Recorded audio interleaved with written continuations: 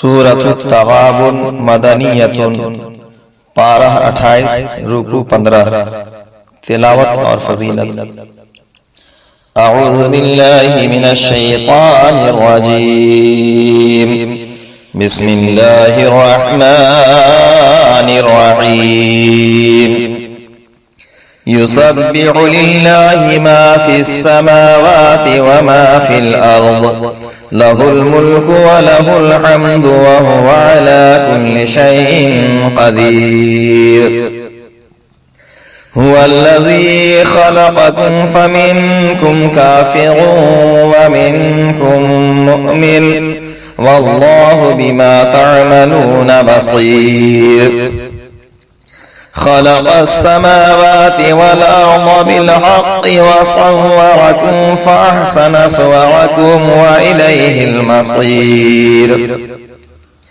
यअलमु मा फिस समावाति वल अर्दि व यअलमु मा तुसिर्रून व मा तु'लिनून वल्लाहु अलीमुम बिज़ातिस सुदूर।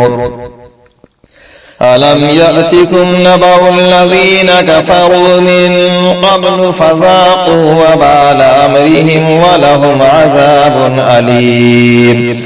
ज़ालिक बिअन्नहु कानत तअतीहिम रुसुलुहुम बिलबय्यिनाति फ़क़ालू अबशरुन यहदूनना फ़कफ़रू वतवल्लव वस्तग़ना अल्लाहु वल्लाहु गनिय्युन हमीद। ज़अम अल्लज़ीन कफ़रू अल्लन युबअसू क़ुल बला वरब्बी लतुबअसुन्न सुम्म लतुनब्बउन्न बिमा अलिमतुम वज़ालिका अला अल्लाहि यसीर। फ़आमिनू बिल्लाहि व रसूलिहि वन्नूरि अल्लज़ी अंज़लना वल्लाहु बिमा तअमलून खबीर।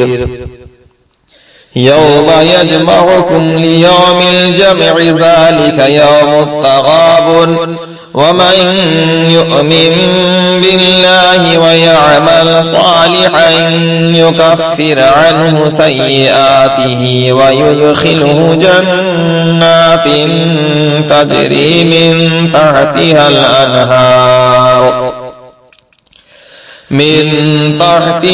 अनहार खालिदीन फीहा अबदा ज़ालिकल फ़ौज़ुल अज़ीम।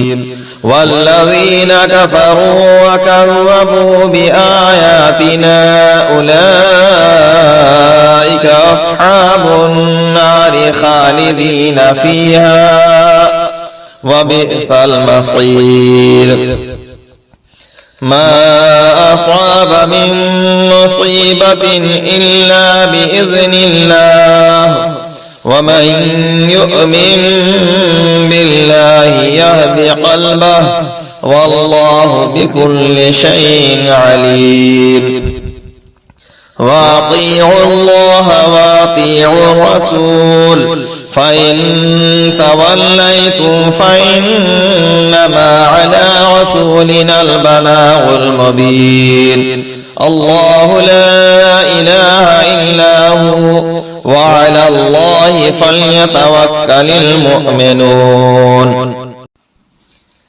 या अय्युहल्लज़ीना आमनू इन्न मिन अज़वाजिकुम व औलादिकुम अदुव्वन लकुम फ़हज़रूहुम व इन तअफ़ू व तस्फ़हू व तग़फ़िरू फ़इन्नल्लाहा गफ़ूरुर रहीम। इन्नमा अम्वालुकुम व औलादुकुम फ़ित्नह वल्लाहु इंदहु अज्रुन अज़ीम। फत्तक़ुल्लाहा मस्ततअतुम वस्मऊ वअतीअू वअन्फ़िक़ू खैरन लिअन्फ़ुसिकुम वमन युक़ शुह्ह नफ़्सिही फ़उलाइका हुमुल मुफ़्लिहून। इन तुक़रिज़ुल्लाह क़र्ज़न हसनन युज़ाइफ़हु लकुम व यग़फ़िर लकुम والله شكور حليم عالم الغيب والشهادة العزيز الحكيم۔ سورہ تغابن کے فضائل۔ سورہ تغابن ہر قسم کی آفات سے محفوظ رہنے کے لیے بہت اکثیر ہے۔ جو شخص سورہ تغابن کی روزانہ 3 بار تلاوت کرے اس کے مال میں برکت ہوگی، ظالم کے شر سے محفوظ رہے گا، کوئی دشمن اسے نقصان نہ پہنچا سکے گا، اگر کہیں آصب ہو تو اس کا اثر ختم ہو جائے گا۔ یہ سورت چوروں اور ڈاکوؤں سے محفوظ رہنے کے لیے بھی بہت مفید ہے۔